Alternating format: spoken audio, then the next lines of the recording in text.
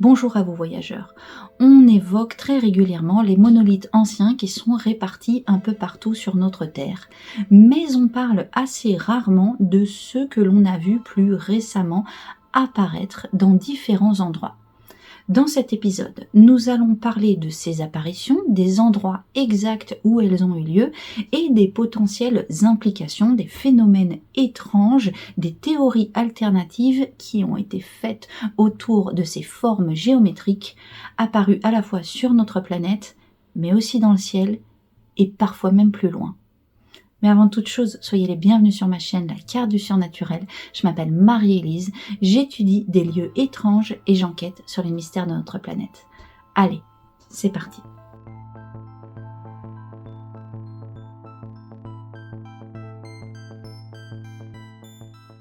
Le 18 novembre 2020, dans l'Utah, est apparu un monolithe. Il fut enlevé dans la nuit du 27 au 28 novembre.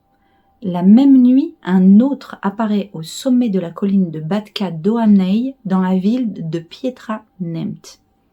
Le 2 décembre, un troisième spécimen est repéré par un randonneur au sommet de Pine Mountain, dans la petite ville d'Astasegaro, en Californie. Le 7 décembre, toujours en 2020, un quatrième monolithe a été découvert sur une plage de l'île de White, en Grande-Bretagne, tandis qu'un cinquième venait de faire son apparition aux Pays-Bas sur un terrain privé à proximité de la réserve naturelle du Kiekenberg dans la province de la Frise. Ces apparitions ont provoqué une véritable frénésie sur Internet et cela a continué.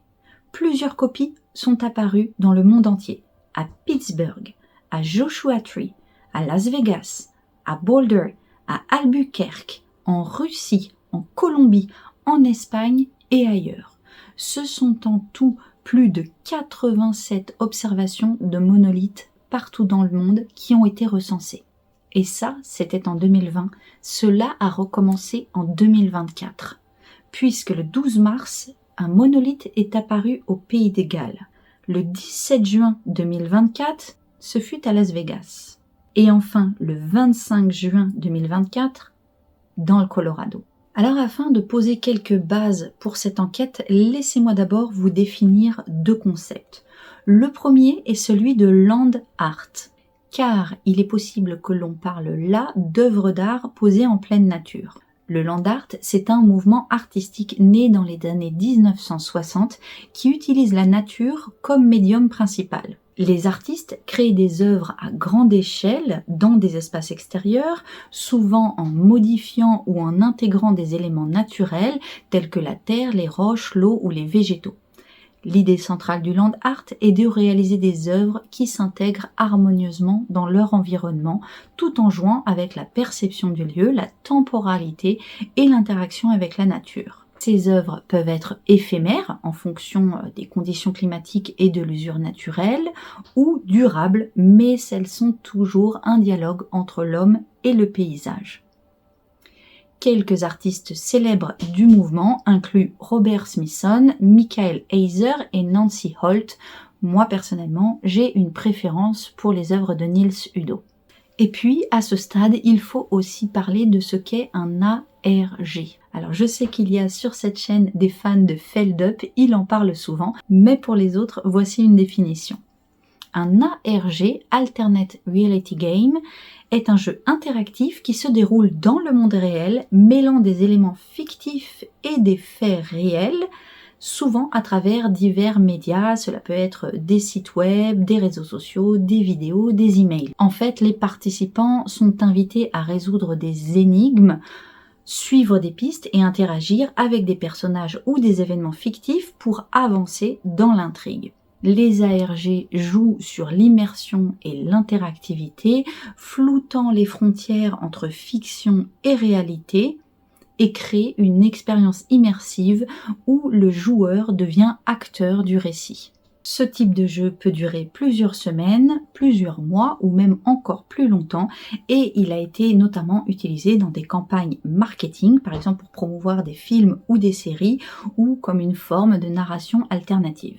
Et si j'en parle, c'est parce qu'il est bien possible que ces monolithes soient soit des œuvres de land art, soit des morceaux d'ARG.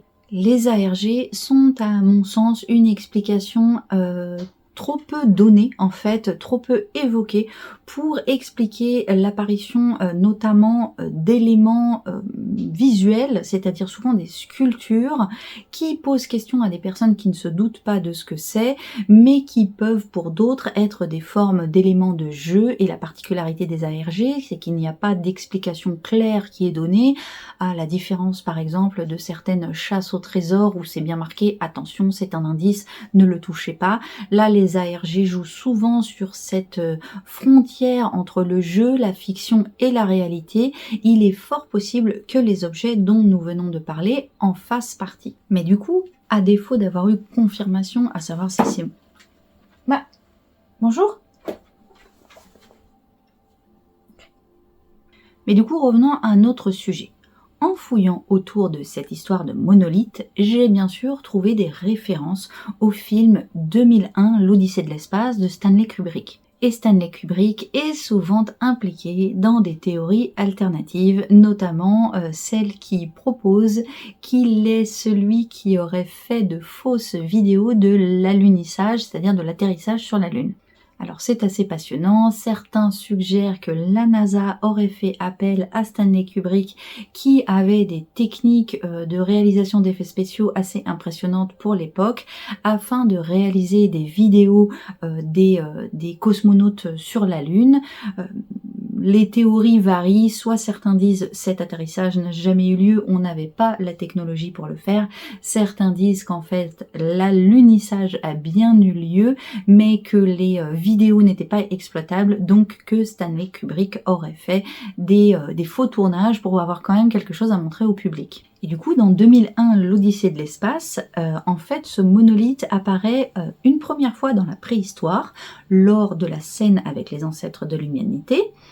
Puis, lorsqu'un des primates rencontre le monolithe, il semble en être irrémédiablement bouleversé. D'ailleurs, c'est juste après avoir découvert ce monolithe qu'il trouve un os et commence à s'en servir comme outil.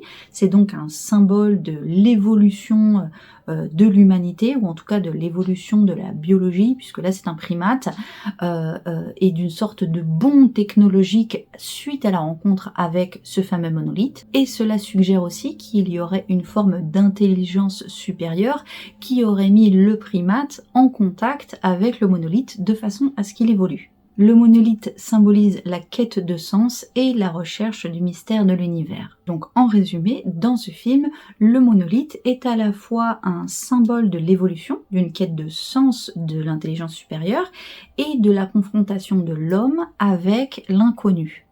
Du coup, si on met de côté les explications scientifiques et tout à fait rationnelles sur l'apparition de ces objets, on pourrait quand même aller vers l'idée qu'il soit le symbole d'un déclenchement spécifique dans l'histoire de l'être humain.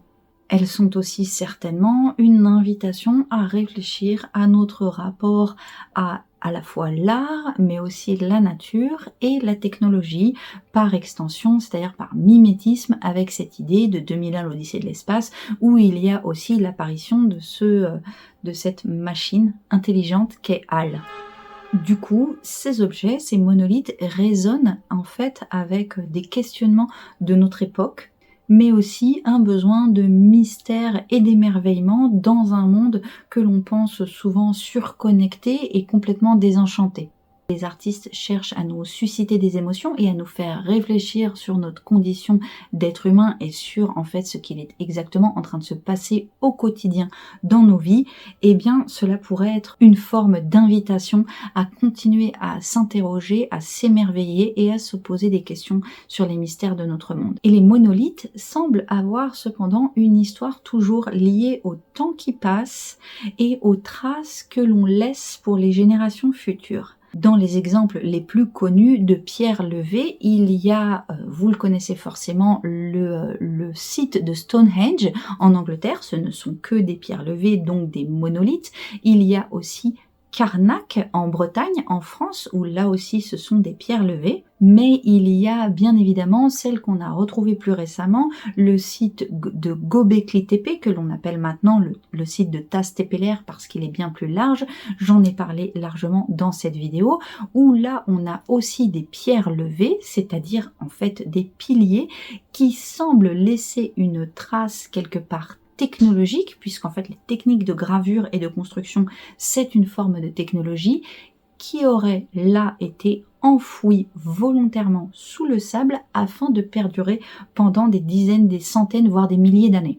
Mais si ces monolithes sont les plus connus, ce ne sont pas forcément les plus impressionnants, car je pense au monolithe de Baalbek au Liban. Au cœur de Baalbek, qui est un site archéologique assez impressionnant, qui est niché dans la vallée de Bekaa, on trouve un des plus grands mystères de l'ingénierie antique.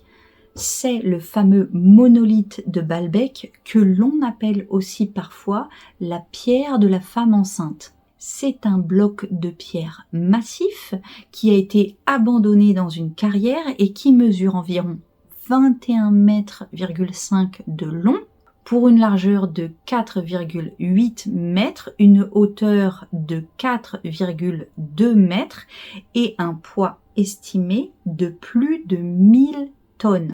Ça serait l'un des plus gros blocs de pierre taillée de l'histoire de l'humanité. Les origines de ce monolithe et sa fonction exacte ne sont pas vraiment connues. Certains pensent qu'il était lié à la création d'un temple de Jupiter, dont le socle est constitué de blocs cyclopéens semblables. Les pierres étaient parfaitement taillées et pouvaient s'imbriquer avec une précision absolument incroyable. Cela pose encore beaucoup de problèmes. On ne sait pas comment était techniquement réalisé ni la taille, ni le transport et la dépose de ces pierres pour faire en fait ces monuments. On ne sait pas si c'est des rouleaux, des treuils, des techniques oubliées. Du coup, de nombreuses personnes ont fait le lien avec des sociétés antiques qui auraient pu être aidées par des formes de dieux ou de technologies magiques qu'on ne connaissait pas, ou encore d'extraterrestres. Vous connaissez la fameuse théorie, on en parle très souvent, des Ancient Aliens. Mais du coup, moi ce qui m'a fait réagir et la raison pour laquelle je vous parle de ce monolithe en particulier, c'est quand même qu'il est appelé la pierre de la femme enceinte. Et là, on retrouve à nouveau cette idée de monolithe lié à des générations futures et à ce qu'on laisse comme trace de notre présence sur cette terre. Évidemment, cette symbolique de la femme enceinte étant la notion de survivance et de génération à venir. C'est pas le seul monolithe qui évoque cette idée. Tout en faisant mes recherches, j'ai pensé au fameux pilier de fer en Inde. Donc là, c'est un monolithe, ou en tout cas un édifice dressé qui là est en fer, mais qui défie aussi toutes nos connaissances des technologies des civilisations anciennes. Et là encore, cela met en lumière notre rapport au temps. Situé près de Kubd Minar, en Inde, le pilier de fer de Delhi est effectivement une énigme technologique qui défie le temps. Il est haut de 7 mètres, il pèse plus de 6 tonnes, il aurait été érigé au IVe siècle sous le règne de Chandragupta II. Et ce qui fascine, c'est sa composition. En fait, il est composé d'un alliage de fer d'une pureté exceptionnelle qui résiste extrêmement bien à la corrosion, malgré le fait qu'il ait quand même plus de 1600 ans d'exposition aux éléments. Il y a des gravures en sanskrit à sa surface qui font l'éloge du lieu Vishnu. Mais ce qui intrigue véritablement les chercheurs, c'est l'ingéniosité des techniques métallurgiques qui ont été utilisées à une époque où a priori ce savoir était impossible. En fait, à travers une réaction chimique qui s'est faite au long du temps, il y a une couche par-dessus le monument qui s'est créé, qui en fait qu'il semble n'être absolument pas atteint par la rouille. Et là encore, on parle d'une résistance au temps qui passe, on en revient à un monolithe qui serait le symbole de notre survivance et de notre rapport au temps qui passe, comme si c'était une sorte de marque pour les générations futures ou pour les êtres futurs qui pourraient regarder ce qu'on a fait. Cela commence à faire beaucoup de liens autour de l'idée que les monolithes puissent être liés plus ou moins au futur. Alors l'histoire pourrait s'arrêter là, avec des explications métaphysiques mais finalement assez rationnelles. Mais lors de mes recherches, j'ai trouvé encore plus mystérieux. Hey! Si vous appréciez la vidéo, n'hésitez pas à laisser un like, mais surtout à la partager avec d'autres personnes que vous pensez que cela pourrait intéresser, car je ne peux pas compter que sur l'algorithme YouTube pour faire connaître mes recherches. Vous pouvez aussi me laisser un commentaire, j'adore ça, j'adore vous répondre, j'adore interagir avec vous. Si vous voulez aller un peu plus loin, vous pouvez devenir membre de ma chaîne ou me laisser un remerciement via le bouton merci qui est juste en dessous. Alors sachez que ces dons sont importants, surtout car ils vont propulser la vidéo un peu plus loin. Elle va être montrée à plus de monde grâce à cela. Enfin, si vous voulez connaître les coulisses de la chaîne et mon actualité, vous pouvez me rejoindre gratuitement sur ma communauté Patreon. Voilà, je vous laisse retourner à la vidéo.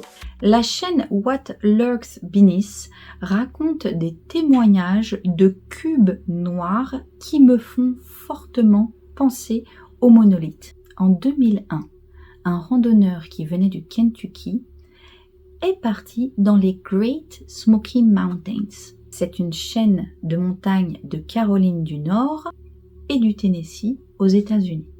Cela faisait des mois qu'il préparait cette expédition. Le temps était superbe et il avançait en découvrant un paysage magnifique. Mais soudain, la nature devint silencieuse. Devant lui se tenait un cube noir, d'un noir tellement profond qu'il semblait absorber toute la lumière aux alentours. Il le regarda pendant quelques secondes et soudain un sentiment de panique le saisit et il se sentit obligé de repartir immédiatement. Il était tellement mal qu'en avançant le plus vite possible, il n'arrêtait pas de se retourner derrière lui pour voir si quelque chose le suivait, ce qui d'ailleurs n'était pas le cas. Il se sentait désorienté, extrêmement fatigué, et il en parla plusieurs fois plus tard sans jamais vraiment être pris au sérieux.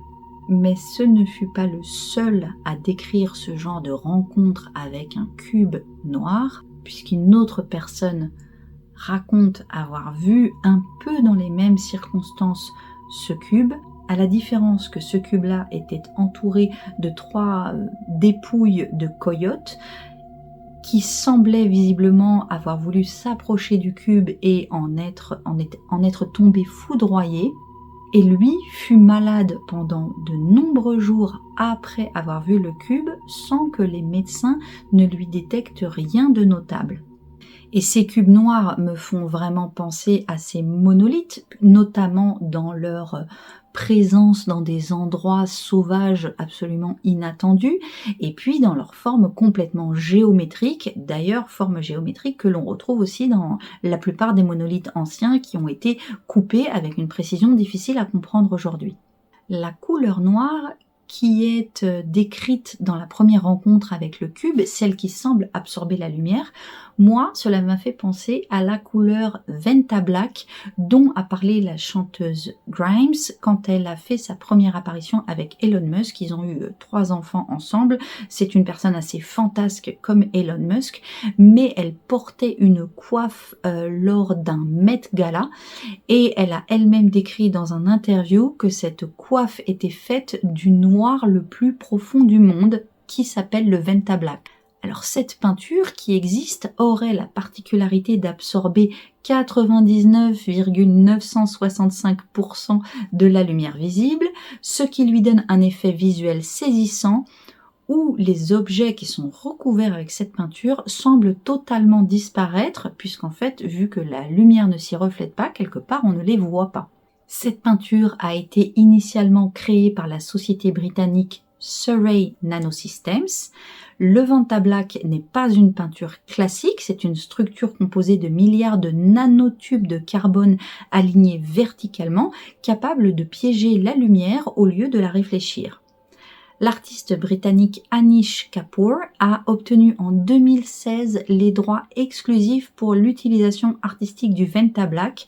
Ça a créé un tollé dans la communauté artistique, puisqu'il y a plein de personnes qui ont dit qu'il n'était pas normal qu'ils demandent une exclusivité sur un produit aussi original pour faire de l'art. Dans le cadre de nos investigations du jour, j'ai trouvé cela hyper intéressant, notamment parce que cela pourrait permettre d'expliquer le malaise face à cet objet qui pourrait sembler absolument irréel s'il était recouvert d'une peinture de la sorte. On ne peut pas affirmer que cette peinture Vantablack ait été celle utilisée pour le cube dont on parle, mais effectivement c'est quelque chose, c'est une technologie qui existe et qui effectivement, mis en face sans contexte en plein milieu de la nature, peut créer un effet saisissant, cet objet pouvant être d'origine terrestre ou pas. Mais ces cubes noirs dont je vous parle, s'ils ont été vus sur Terre, ils ont aussi été vus dans le ciel. Alors je sais, ça paraît complètement fou, mais en fait, il y a un article de Newsweek qui relate une interview du lieutenant Ryan Graves, un ancien pilote de chasse de la marine américaine, qui lui a été interviewé sur le fameux podcast, le Joe Rogan Experience, dont je vous parle aussi régulièrement. Alors Graves, il a servi au sein de l'escadron VFA-11 Red Reapers et il a participé à des missions sur le porte-avions USS Theodore Roosevelt. Et au cours de son interview avec Joe Rogan, Graves décrit des rencontres régulières avec des objets volants non identifiés. Ce n'est pas le premier aviateur de l'armée à en parler, mais là très spécifiquement, il va décrire un objet qui ressemble à un cube noir. Et il précise d'ailleurs que ces objets étaient détectés quasiment quotidiennement par son escadron. Une de ses descriptions les plus frappantes concerne donc un objet en forme de cube noir inscrit lui-même dans une sphère transparente. Graves explique que cet objet était en position stationnaire à une altitude d'environ 30 000 pieds, soit 9 144 mètres, et qu'il semblait immobile malgré des vents très forts à cette altitude. Il souligne que l'objet n'avait pas de moyen de propulsion visible et ne produisait aucun échappement détectable. À ce moment-là, le pilote, lorsqu'il s'entretient avec Joe Rogan, exprime son inquiétude quant à la présence de tels objets dans le ciel, une inquiétude par rapport bien sûr à la sécurité aérienne du pays, mais aussi des pilotes. Et il critique également le manque de protocole officiel pour signaler ces rencontres, ce qui a conduit de nombreux pilotes à ne pas rapporter ces incidents par crainte de stigmatisation ou de répercussions sur leur carrière. Alors cependant, ce genre de témoignage aurait quand même permis une prise de conscience du côté des militaires et du gouvernement américain pour essayer d'étudier un peu plus sérieusement cette question des objets dans le ciel que même des pilotes d'avion semblent signaler. Mais si ça ne suffisait pas, il semblerait qu'on aurait vu aussi un monolithe sur Mars. Alors c'est le fameux Mars Monolith ou le Black Cube on Mars, ça serait un monolithe de couleur noire ou un cube noir qui aurait été vu sur la planète Mars. Les conditions très spécifiques de cette observation sont qu'en fait la caméra de la sonde Mars Reconnaissance Orbiter aurait pris une photo que je vous montre à l'écran et qui semble prouver la présence d'un monolithe de forme cubique à la surface de la planète Mars. Bien évidemment, là aussi, cela a déchaîné les passions et de nombreuses théories sont apparues proposant que si nous, êtres humains, n'avons pas été sur Mars, c'était forcément qu'une forme de civilisation extraterrestre l'avait déposé là-bas. D'autres parlent d'artefacts photographiques, nous laissant à penser que ce que l'on voit là est un cube, un monolithe ou en tout cas un rectangle, alors que cela ne serait qu'un jeu de lumière. Mais là, une fois de plus, en contemplant cette image, les comparaisons avec le fameux monolithe de 2001, l'Odyssée de l'espace, ont été très nombreuses. Et l'affaire des cubes noirs ne s'arrête pas là, puisqu'il y aurait aussi un cube noir qui aurait été vu émergeant du Soleil. Je vous laisse les images, cela a aussi une fois de plus déchaîné les passions sur internet. Certains parlent encore et toujours d'artefacts photographiques, d'autres semblent évoquer la possibilité qu'il y ait des structures, alors ça c'est une théorie qui revient souvent, la possibilité qu'il y ait des structures énormes, puisque là le cube que l'on voit émergeant du Soleil par rapport à la taille de la Terre, c'est vraiment énorme. Il y aurait des structures qui s'approcheraient du Soleil pour comme prendre son énergie ou reprendre de l'énergie, des forces j'allais dire, avant de repartir dans l'espace. Et là, cette image qui semble montrer la possibilité qu'un cube noir émerge ou se soit approché de notre astre a été absolument un raz-de-marée de théories alternatives sur le web et parmi tous les milieux, entre ceux qui pensent qu'il y a des civilisations extraterrestres et d'autres qui pensent qu'on a des technologies bien plus avancées terrestres mais anciennes ou récentes cachées par l'armée. Bref, ça a été un vrai scandale et tout le monde en a parlé de cette photo. Ceci dit, je vous remets le contexte, elle a été capturée par la NASA. Et peu après qu'elle ait été capturée, cette image, le stream en direct de la NASA a été interrompu. Il y a eu un problème technique. C'est aussi la raison pour laquelle on a autant parlé, puisqu'évidemment, on s'est dit que la NASA avait dû couper son stream pour pas qu'on voit ce qu'il se passe après l'apparition de ce cube noir. Bref, c'est un trou sans fond de théories alternatives, voire conspirationnistes. Et on en revient à nouveau à se poser des questions sur les formes carrées, rectangulaires qui apparaissent ici et là et qui sont l'objet de spéculations dans tous les sens, ce qui nous change un peu des formes habituelles des ovnis qui sont généralement en forme oblongue, on parle de cigares ou encore de flying saucers, c'est-à-dire des casseroles des casseroles volantes, c'est-à-dire la forme traditionnelle des ovnis que l'on voit dans le ciel. Lorsque c'est géométrique, cela semble nous interpeller encore plus. Et lorsque l'on soulève le voile des théories alternatives, c'est sans fin. Puisque si on tape théorie Black Cube, donc les théories sur le cube noir, eh bien on découvre que ce fameux cube noir serait l'objet d'un culte sur Terre. Oui, oui. Celui-ci aurait un rapport avec Saturne et notamment la forme qui semble être un cube noir qui est visible en son sommet, son pôle en fait. Et Saturne est la représentation du temps, de la discipline et des cycles. Bon, on y revient à cette notion de cycle, métaphore du temps qui passe et peut-être des traces que l'on laisse à nos descendants. Non. En fait, le culte du cube noir serait en lien avec l'idée de briser la matrice dans laquelle nous existons. Là, je lis que cela aurait un rapport avec le dieu égyptien Seth, qui est le dieu du conflit, de la guerre et du chaos. Bon, stop, là je vous avoue, ça va beaucoup trop loin. Il y a des gens et des chaînes sur YouTube qui se perdent très facilement dans ce genre de théories alternatives, dites parfois conspirationnistes. Eh bien écoutez, si le sujet vous intéresse, je vous laisse aller voguer sur la mer déchaînée des théories alternatives. Il y en a plein internet.